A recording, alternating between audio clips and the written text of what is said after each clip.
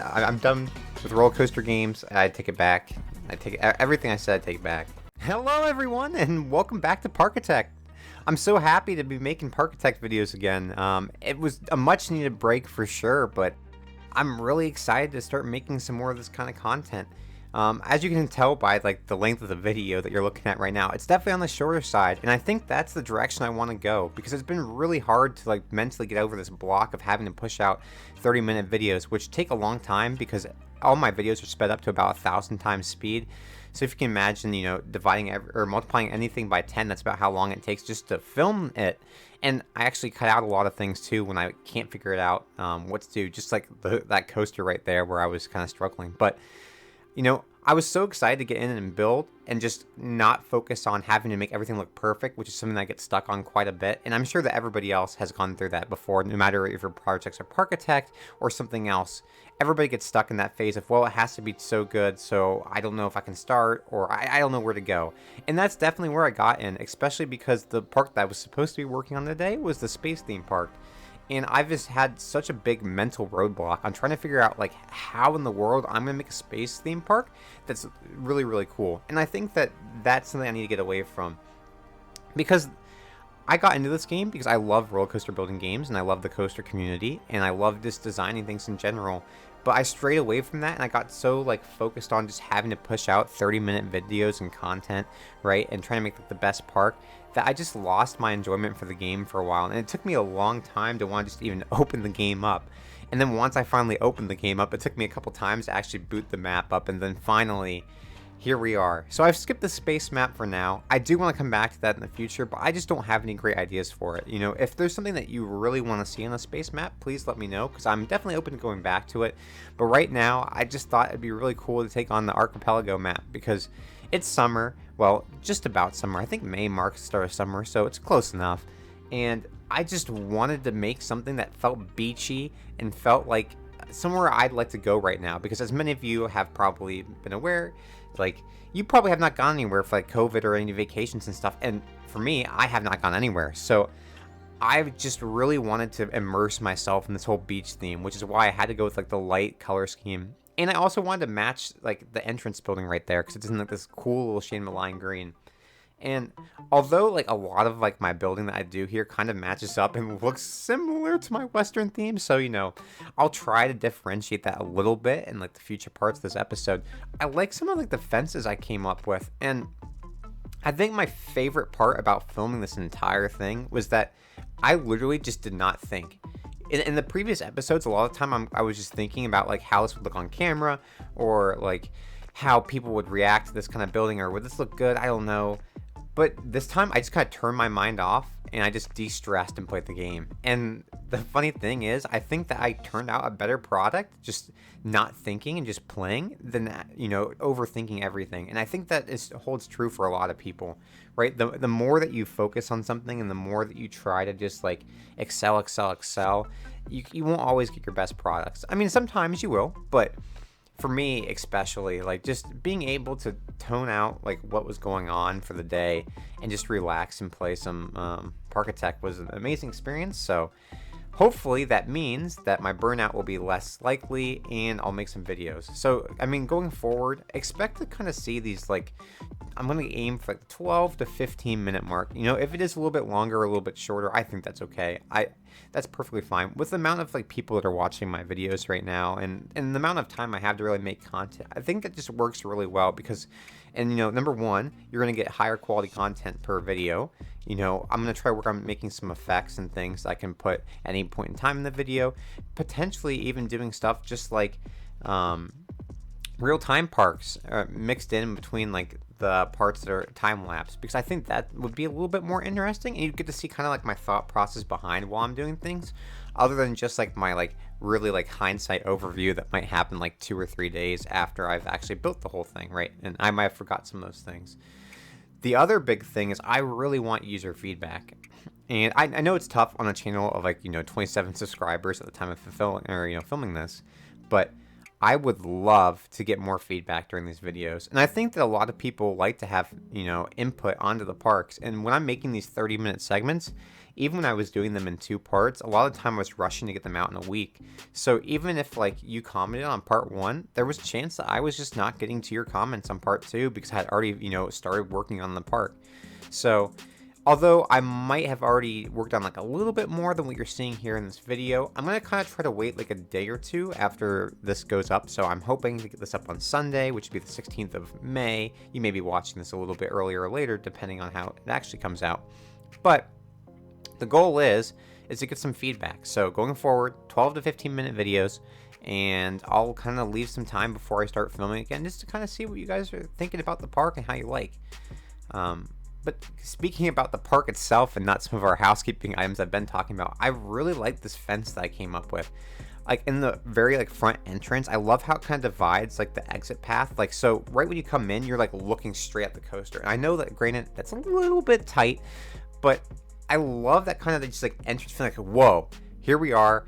There's the coaster right there. I'm sure if this was a real park, people would probably be pretty excited to ride this one. It may not be like a top thrill dragster type of attraction, but definitely something that people would be on when you first came to the park. And maybe like if you're going to the park right at open, it's something you can knock out pretty quickly. And so just drawing you into the park and getting you really excited when you first get there. And I kept taking variations of that same kind of like little fence thing, 'cause it just feels so like a mixture between like Peary and like Lake Erie's right by Cedar Point. Rather, Cedar Point is on Lake Erie, and there's so many of those kind of like fishy lake, archipelago and beach inspired builds that I really, really like. And I want to try to keep a lot of the builds on this map like close to the water and like really engage with the surroundings. The only thing I really didn't like with how this turned out is that a lot of my piece and part usage is about the same as any other of my builds. So although there's definitely things that make this like stand out and like the details from like a lot of the other builds, this looks a lot like my first wooden coaster that I built in the Western theme park in terms of the queue layout. So maybe that just means that the color scheme needs to be a little bit different.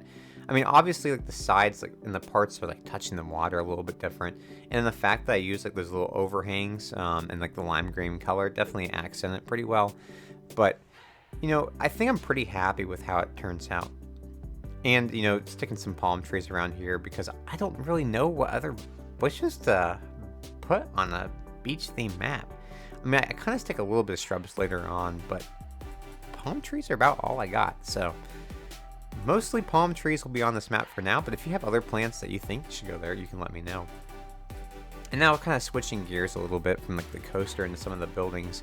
I think from now until like the end of the episode, I was mostly just working on these couple little buildings that I really wanted to get in. And I think the thing that I was talking about earlier about just being able to play the game and just like not think allowed me to get in such a natural looking park. Like a lot of these buildings and like the paths and stuff really seemed to make sense, even though like when I was doing it, it really just had no rhyme or reason. But just the ability to have the paths kind of weave between different buildings and have different elevation changes, I really, really like. So like this building, I was actually kind of inspired to build like a lifeguard kind of thing, almost like from Baywatch. Obviously, it's a little bit too big to be a lifeguard tower, but it could be like a lifeguard, recreation place where they go and rest area. I guess that's what I was getting at. And so I did stick ATM. Thank you.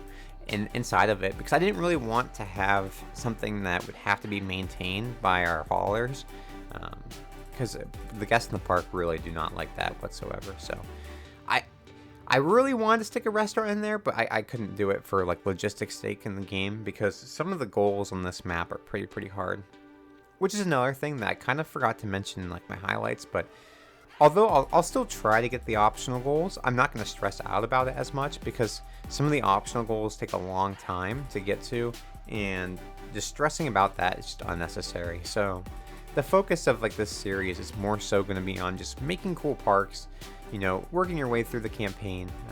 The reason why we're doing a campaign versus like a vanilla map is because it definitely adds constraints onto what you can do, and it gives you something new every time, right?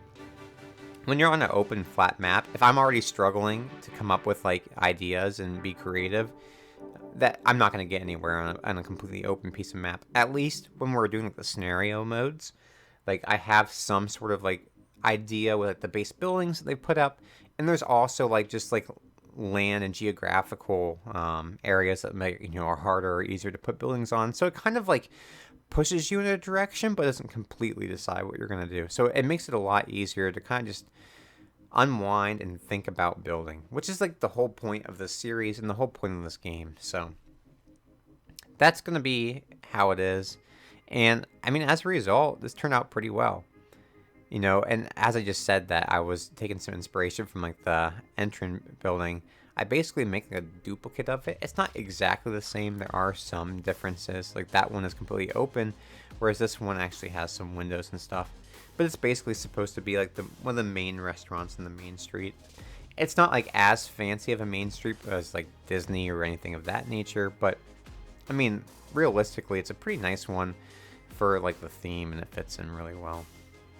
And that's really all you can ask for a park of this size, because with a park like of this landmass, unless they had like tons of cash injection and cash flow, there's no way that they're going to have like huge, anything.